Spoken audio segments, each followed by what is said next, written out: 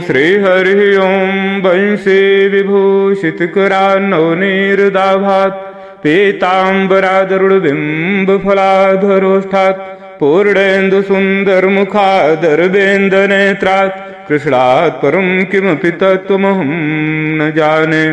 यस्याङ्गेऽखिलसृष्टिसौष्ठवमिदं प्रोतं सदा वर्तते यल्लीलाश्रवणेन दुर्जय मनः शीघ्रं हरोरुध्यते नाम्नैकेन हि यष्पापनिर्तो जीवो भयान्मुच्यते वशीकृत तु फाल्गुनं करुणया गीतादुहे नो नमः।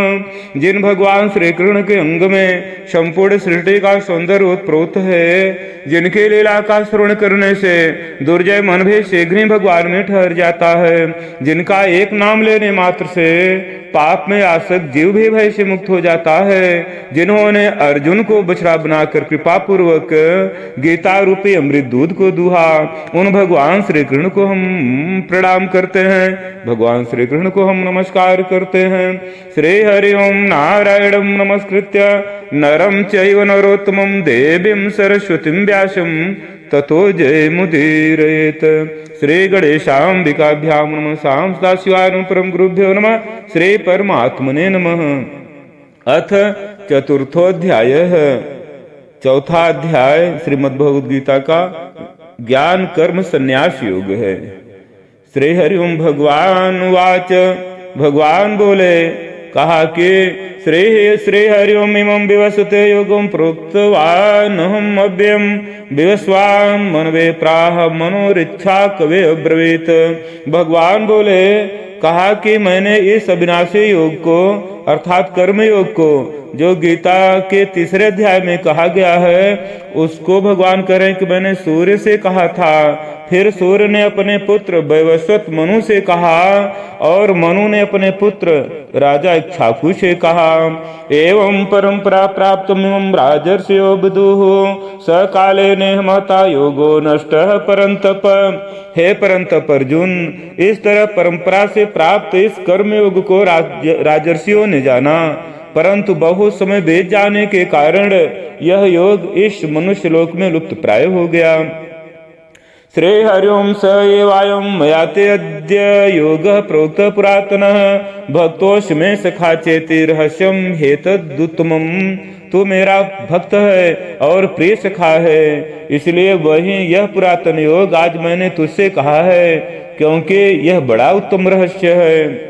ऐसा सुनकर अर्जुन बोले, कहा कि अपरम भवतो जनु परम जनु विवस्वत कथम एतद् जानीयाम त्वमादौ प्रोक्तवानेते। अर्जुन बोले, कहा हे भगवान, आपका जन्म तो अभी का है और सूर्य का जन्म बहुत पुराना है, अतः आपने ही सृष्टि के आरंभ में सूर्य से यह योग कहा था, यह बात मैं कैसे समझूं। ऐसा सुनकर भगवान बोले, कहा हे अर्जुन, बहून् मे व्यतीतान् जन्मान् तौ च अर्जुन तान्यहं वेद सर्वाणि न तुम वेद परंतप। हे परंतप अर्जुन, मेरे और तेरे बहुत से जन्म हो चुके हैं, उन सबको तो मैं जानता हूँ, पर तू नहीं जानता, तू भूल गया है। अजोपे सन्य व्ययात्मा भूतानां मिश्रोपसन प्रतिम स्वामधिष्ठाय संभवाम्यात्माया। मैं अजन्मा और अविनाशी स्वरूप होते हुए भी तथा संपूर्ण प्राणियों का ईश्वर होते हुए भी अपने प्रकृति को अधीन करके अपनी योग माया से प्रकट होता हूँ। श्री हरि ओम यदा यदा हि धर्मस्य ग्लानिर्भवति भारत अभ्युत्थानम् अधर्मस्य तदात्मानं सृजाम्यहम्। हे भरतवंशोद्भव अर्जुन, जब जब धर्म की हानि होती है और अधर्म की वृद्धि हो जाती है, तब तब ही मैं अपने आपको साकार रूप से प्रकट करता हूँ। परित्राणाय साधूनां विनाशाय च दुष्कृतां धर्म संस्थापनार्थाय संभवामि युगे युगे। साधुओं की रक्षा करने के लिए, भक्तों की रक्षा करने के लिए और पाप कर्म करने वालों का विनाश करने के लिए तथा धर्म की भली भांति स्थापना करने के लिए मैं युग युग में प्रकट हुआ करता हूँ। श्री हरि ओम जन्म कर्म च मे दिव्यम एवमेव वेति तत्वतः त्यक्त्वा देहम पुनर्जन्म नयति मामेति सो अर्जुन।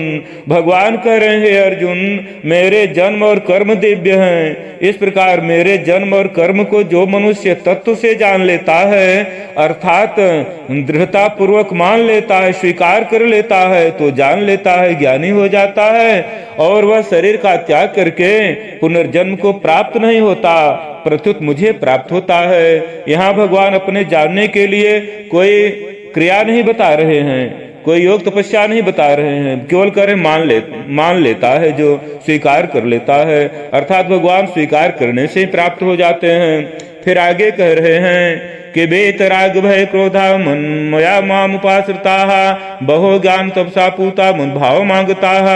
राग भय और क्रोध से सर्वथा रहित, तो मुझ में तल्लीन, मेरे ही आश्रित तथा ज्ञान रूप तप से पवित्र हुए बहुत से भक्त मेरे स्वरूप को प्राप्त हो चुके हैं। ये यथा माम प्रपद्यन्ते तांस तथे भजाम्यहम् मम वर्तमान वर्तन्ते मनुष्या पार्थ सर्वशः। हे अर्जुन, जो भक्त जिस प्रकार मेरी शरण ग्रहण करते हैं, अर्थात मेरे शरण होते हैं, मैं उन्हें उसी प्रकार का आश्रय दे देता हूँ, क्योंकि सभी मनुष्य सब प्रकार से मेरे मार्ग का अनुसरण करते हैं। अर्थात भगवान यहाँ कहना चाहते हैं कि मैं सबके मन में हूँ, सबके हृदय में हूँ, जो जैसे मन से सोचता है उसके लिए उसी तरह उसके संसार की मैं रचना कर देता हूँ। अर्थात जो ज्ञानी है वो दिव्य विचार रखता है तो उसकी दिव्य रचना हो जाए, दिव्य लोकों की प्राप्ति होती है। और जो उतना ज्ञान नहीं है, संसार के बारे में सोचते हैं, भगवान उनके लिए संसार की रचना कर देते हैं। कांचंत कर्मणाम सिद्धिम यजंत यह देवता क्षिप्रम ही मानुषे लोके सिद्धिर्भवति कर्मजा।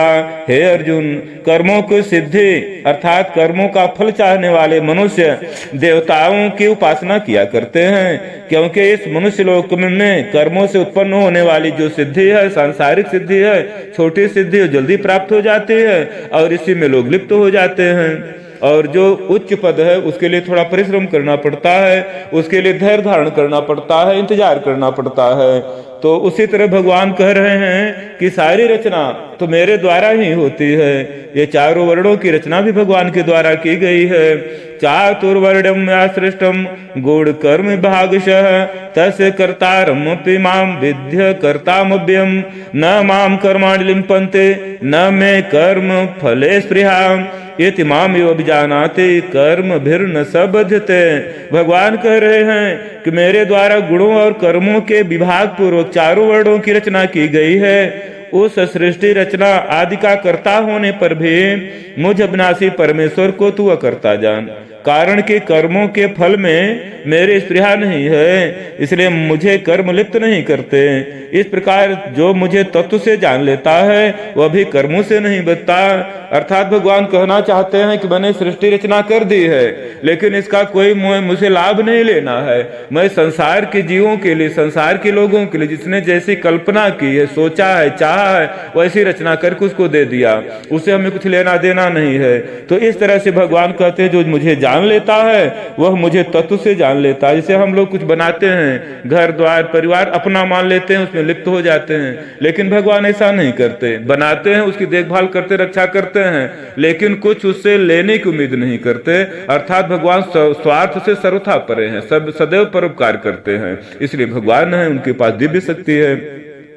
और जो जीव, जो मनुष्य ऐसा करने लगता है वो भी भगवान की शक्ति पा जाता है, भगवान का ज्ञान पा जाता है। एवं ज्ञात्वा कृतं कर्म पूर्वैरप मोक्षुभे कुरु कर्म तस्मात्म पूर्वैः पूर्वतरम कृतम। पूर्व काल के मुमुक्षुओं ने भी इस प्रकार जानकर कर्म किए हैं। मुमुक्षु का मतलब जो जानना चाहता है सत्य क्या है, क्या यही संसार सत्य है, एक बार एक दिन सबको खत्म हो जाना है, नहीं। तो मुमुक्षु सत्य, जो मुमुक्षु हैं सत्य जानने का प्रयास करते हैं, तो इस संसार से पर जो दिव्य संसार है, जो अमृतत्व का संसार है, उसको जान जाते हैं। भगवान ही कह रहे हैं कि इस प्रकार जानकर उन्होंने कर्म किया तो सत्य जानने के लिए, तो वो भी सत्य को जान लिए और सदा से कर्म को करते हुए कर्म से निवृत्त रहते, अर्थात मुक्ति को प्राप्त कर लेते हैं। और तुम भी, हे अर्जुन, तू भी उन्हीं की तरह कर्म कर, जिससे तू भी संसार में कर्म करता हुआ बंधन में न पड़े और संसार सागर से पार हो जा। किम कर्मेति कयो अपयत्र कवयो अप्यत्र मोहिताः तत्ते कर्म प्रख्यामि यज्ञात्वा मोक्ष से शुभात। कर्म क्या है और अकर्म क्या है भगवान कह रहे हैं। इस प्रकार इस विषय में विद्वान भी मोहित हो जाते हैं, कर्म कर्म भेद नहीं कर पाते, कर्म को अकर्म समझ लेते हैं और अकर्म को कर्म समझ लेते हैं और इसी में बंध फंस जाते हैं और उल्टे फल की प्राप्ति होने लगती है, सुख दुख की। अतः वह कर्म तत्व मैं तुझे भली भांति कहूंगा जिसको जानकर तू अशुभ से अर्थात संसार बंधन से मुक्त हो जाएगा। श्री हरिओम कर्मणो ह्यपि बोधव्यम बोधव्यम च विकर्मणः अकर्मणस्य बोधव्यम गहना कर्मणो गति है। भगवान कह रहे हैं कि कर्मों का तत्व भी जानना चाहिए और अकर्म का तत्व भी जानना चाहिए तथा विकर्म का तत्व भी जानना चाहिए। अकर्म क्या है, विकर्म क्या है और कर्म क्या है, जो इसको जान लेता है तो उसी हिसाब से उसको सत्य मार्ग की प्राप्ति हो जाती है, सत्कर्म करने लगता है। भगवान कह रहे हैं कर्मों की गति बहुत गहन है, अर्थात समझने में बड़ी कठिनाई है, इसमें बड़े बड़े ज्ञानी लोग भी मोहित हो जाते हैं। तो भगवान कह रहे हैं कर्मण्य कर्म यह पश्य द कर्मण च कर्म यह सब बुद्धिमान मनुष्येषु स युक्त कृष्ण कर्म कृत। कह रहे हैं कि जो मनुष्य कर्म में अकर्म देखता है और जो अकर्म में कर्म देखता है वह मनुष्यों में बुद्धिमान है, वह योगी है और संपूर्ण कर्मों को जानने वाला है और वही कृतकृत्य हो जाता है। अर्थात जो संसार में लोग कहते हैं कर्म कर रहा है तो वो कर्म नहीं कर रहा है, वो बिगाड़ रहा है, क्योंकि संसार के कामना से संसार की प्राप्ति के लिए कर्म कर रहा है, संसार पाकर बंध जाएगा, दुख सुख जन्म मृत्यु में पड़ जाएगा। लेकिन जो संसार से निवृत्त हो गया, कर्म नहीं कर रहा है, परमात्मा को पाने का जानने का प्रयत्न कर रहा है, वो कर्म कर रहा है। कामना के कारण क्रिया ही फलजनक कर्म बन जाती है, तो फलजनक कर्म ही बंधन होता है या कर्म हो गया। कामना बढ़ने पर विकर्म होता है, लोग गलत कार्य करने लगते, पाप करते हैं, झूठ बोलते हैं, चोरी करते हैं, दूसरे को दुख देते हैं, तो विकर्म हो जाता है, पाप होने लगता है। कामना का सर्वथा नाश हो जाए, कामना मिट जाए और निष्काम भाव से कर्म करे तो कर्म अकर्म हो जाते हैं, अर्थात फल देने वाले नहीं होते, अर्थात वो मुक्ति देने वाले होते हैं। कर्म एक होता है जो बंधन में डाल देता है और एक कर्म होता है वही कर्म से आदमी बंधन से मुक्त हो जाता है, सत्य फल की प्राप्ति होती है। ओम श्री हरिमेश सर्वे समारंभा काम संकल्प वर्जिता ज्ञानाग्नि दग्न कर्माणम तमाहु पंडितम बुधा। जिसके संपूर्ण कर्मों के आरंभ संकल्प और कामना से रहित हैं तथा जिसके संपूर्ण कर्म ज्ञान रूपी अग्नि से जल गए हैं उसको ज्ञानी जन भी पंडित कहते हैं, उसी को बुद्धिमान कहते हैं। जो ज्ञानी है बुद्धिमान है उसको पंडित की उपाधि मिलती है। जो कर्मयोगी कर्म करते हुए निर्लिप्त रहता है अर्थात कर्मफल में बंधता नहीं और निर्लिप्त रहते हुए सब कर्म करता है, वही संपूर्ण ज्ञानियों में श्रेष्ठ ज्ञानी कहा जाता है। त्यक्त्वा कर्म फलासंगम नित्य तृप्तो निराश्रयः कर्मण्यभि प्रवृत्तोपि नैव किंचित करोति सः। जो कर्म और फल की आसक्ति का त्याग करके आश्रय से रहित और सदा तृप्त है वह कर्मों में अच्छी तरह लगा हुआ भी वास्तव में कुछ भी नहीं करता, अर्थात कर्म कर रहा है लेकिन संसार के सुख दुख से परे है, संसार का लाभ नहीं ले रहा है। तो कहें तब आदमी कैसे कर्म कर सकता है? नहीं, यही तो रहस्य है। जो कर्म करता है संसार के सुखों दुखों से बचा हुआ है, सुख से बच गया, दुख से बच गया, उसके अंदर आत्मा जगती है, चेतना जगती है, सिद्धि आ जाती है, उसके पास दिव्य शक्ति आ जाती है, तो उसको संसार के सुख की इच्छा ही नहीं रखती, संसार का सुख फीका पड़ जाता है क्योंकि उसको असली तत्व असली सुख मिल गया। निराशीर चित्तात्मा त्यक्त स्वर परिग्रह शारीरम केवलम कर्म कुर्वाप्नोप्ति किल विषम। जिसका शरीर और अंतःकरण अच्छी तरह से वश में किया हुआ है, जिसने सब प्रकार के संग्रह का परित्याग कर दिया है, ऐसा इच्छा रहित कर्मयोगी केवल शरीर संबंधी कर्म करता हुआ पाप को प्राप्त नहीं होता। श्री हरिओम यदीक्षा लाभ यदृक्षा लाभ संतुष्टो द्वंद्वातीतो विमत्सर शम सिद्धावसिद्धौ च कृत्वापि न निबध्यते। जो कर्मयोगी फल की इच्छा के बिना अपने आप जो कुछ मिल जाए उसमें संतुष्ट रहता है। और जो इस ईर्ष्या से रहित है, द्वंद्वों से रहित है, द्वंद्व माने सुख दुख का जो झमेला है, जो उससे सुख आया दुख आया, दुख आया सुख, ये द्वंद्व कहा जाता है। तथा सिद्धि और असिद्धि में भी सम है, वह कर्म करते हुए भी उससे नहीं बदता, अर्थात इससे सांसारिक सुख दुख से द्वंद्वों से विचलित नहीं होता। ज्यों का त्यों अपनी आत्म चैतन्यता को बनाए रखता है और सब कर्म करता रहता है। हानि लाभ जीवन मरण जैसे शब्द से कोई मतलब नहीं, बस ये अपने कर्तव्य करने से मतलब है। तो वो कहते हैं कि वो दिव्य गति को प्राप्त होता है। श्रेय हरिम गत संघर्ष मुक्त से ज्ञान अवस्थित चेत यज्ञाचरत कर्म समग्रम प्रबिलीयते, जिसकी आसक्ति सर्वथा मिट गई है, जो मुक्त हो गया है, जिसकी बुद्धि स्वरूप के ज्ञान में स्थित है, ऐसे केवल यज्ञ के लिए कर्म करने वाले मनुष्य के संपूर्ण कर्म नष्ट हो जाते हैं। नष्ट होने का मतलब है कि कर्म से मुक्ति मिल जाती है, उसे कर्म नहीं करना पड़ता, उसका कार्य स्वतः अपने आप होने लगता, अपने आप उठता है, सोता है, खाता है, पीता है, मस्त रहता है और सब कुछ जानता है, चैतन्य रहता है। और उसकी दृष्टि से, उसके भाव की, उसके विचारों से सारी विघ्न बाधाएं दूर हो जाती हैं, अर्थात एक तरह से वह सिद्धि को प्राप्त हो जाता है। इसी को भगवान यहाँ कह रहे हैं कि ब्रह्मार्पणम ब्रह्म हबिर ब्रह्माग्नो ब्रह्मणाहुतम ब्रह्मयोतेन गंतव्यम ब्रह्म कर्म समाधिना।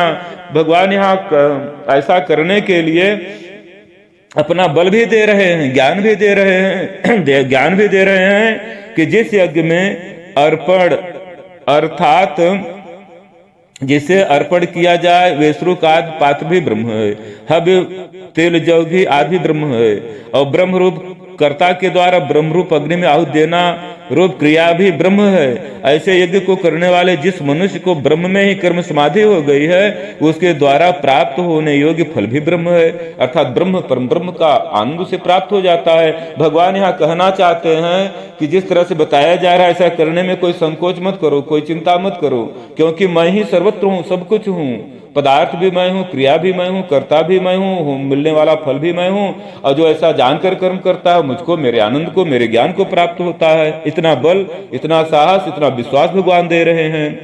दैवम में वापरे यज्ञम योगिन पर उपास्ते ब्रह्माग्नाव पर यज्ञम यज्ञ नयोपजुहते।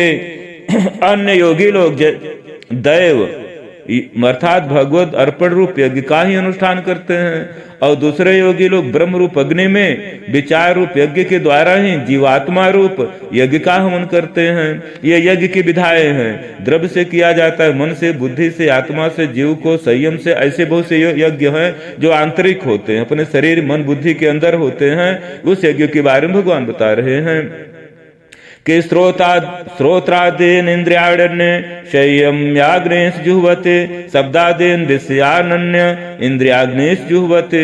और अन्य योगी लोग श्रोत्र आदि समस्त इंद्रियों का संयम रूप अग्नियों में हवन किया करते हैं, संयम रखते हैं। और दूसरे योगी लोग शब्द आदि विषयों का इंद्रिय रूप अग्नि में हवन किया करते हैं।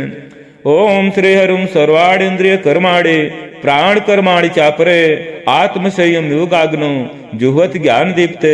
अन्य योगी लोग संपूर्ण इंद्रियों की क्रियाओं को और प्राणों की क्रियाओं को ज्ञान से प्रकाशित आत्म संयम योग अर्थात समाधि योग रूप अग्नि में हवन किया करते हैं। मन को, इंद्रियों को, प्राणों की क्रियाओं को रोक करके समाधि में स्थिर हो जाते हैं, ऐसा यज्ञ करते हैं।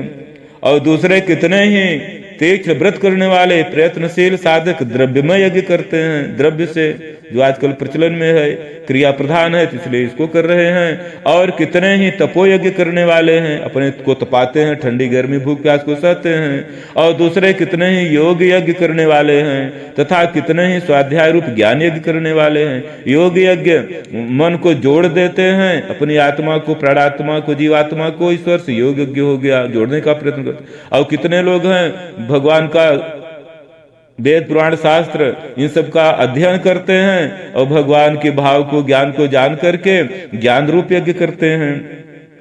और बहुत से लोग अपान जुहत प्राणम प्राणे अपानम तथा परे प्राणापान गति रुद्धा प्राणायाम प्राणाः अपरे नियताहारा प्राणान प्राण जुहवते सर्वे अप्येते यज्ञ विदो यज्ञ क्षपित कलमशाः। बहुत से लोग हैं प्राणायाम के प्राण होकर अपान में प्राण का पूरक करते हैं, प्राण में अपान की गति रोककर कुंभक करते हैं, फिर प्राण में अपान का हवन करके रेचक करते हैं, रेचक क्रिया कही जाती है, तथा अन्य कितने ही नियमित आहार करने वाले प्राणों का प्राणों में हवन किया करते हैं। वे ये सभी साधक यज्ञों द्वारा पापों का नाश करने वाले होते हैं और यज्ञों को जानने वाले होते हैं। इसमें होता है केवल शुद्धता पवित्रता हो जाए, पाप दोष विकार सब नष्ट हो जाए, जब पवित्रता ही शुद्धि ही सिद्धि है। इस तरह से भगवान यहाँ बता रहे हैं कि किसी भी तरह से अगर आदमी केवल लक्ष्य बना लेता है हमें सत्य की प्राप्ति करनी है तो उसके सारे क्रिया यज्ञ हो जाते हैं और उस तरह से उसके यज्ञ को अपने आप प्रकट होते हैं। यज्ञ दिव्य है, यज्ञ नारायण भगवान है, अपने आप शरीर मन वाणी बुद्धि में प्रकट होते हैं। यही भगवान कहना चाहते हैं कि लक्ष्य जो हमें प्राप्त कर मुमुक्षु है, हमें जानने की इच्छा कर लेता है तो उसकी क्रिया यज्ञ हो जाती है, ये सब होने लगता है। यज्ञ श्रेष्ठामृतम भुजो यान्ति ब्रह्म सनातनम नायम लोकोस्त्य यज्ञस्य कुतो अन्यः कुरु सत्तम। हे कुरुवंशियों में श्रेष्ठ अर्जुन, यज्ञ से बचे हुए अमृत का अनुभव करने वाले सनातन परम परमात्मा को प्राप्त होते हैं।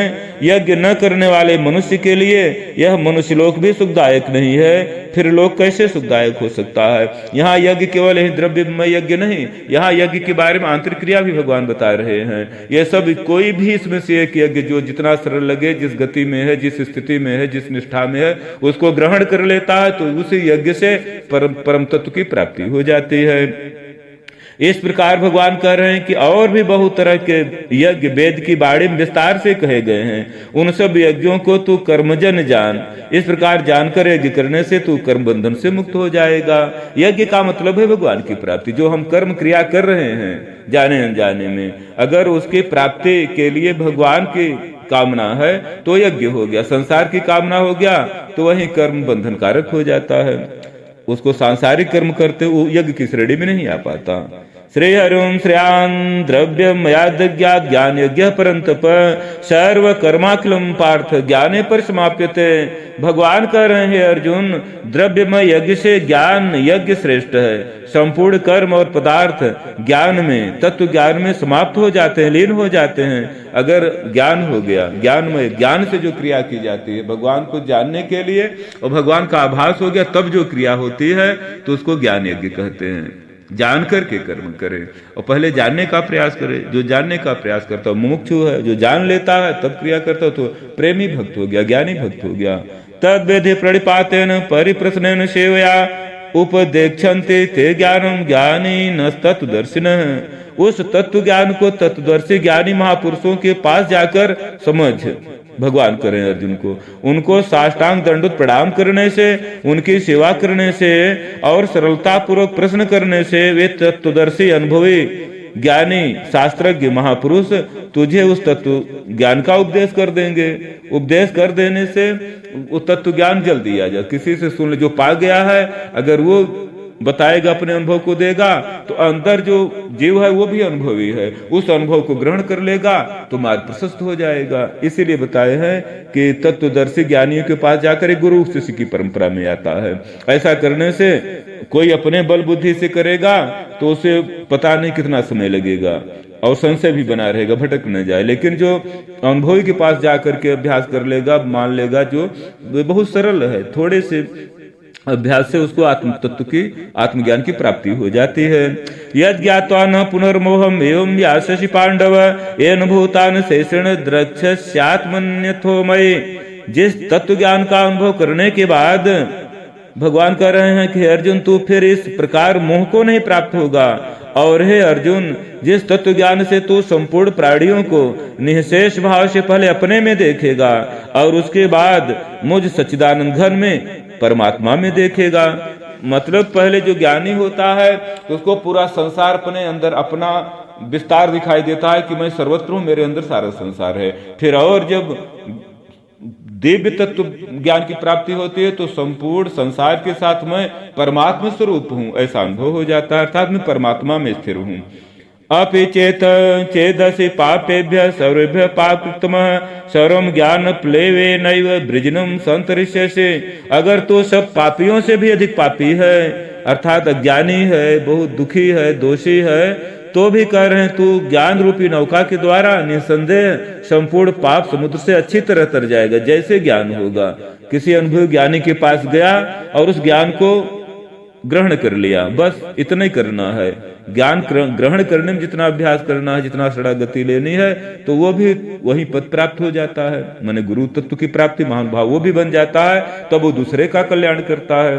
यथैधान से समृद्धो अग्निर्भस्मसात् कुरुते अर्जुन, ज्ञानाग्नि सर कर्माणि भस्मसात् कुरुते तथा।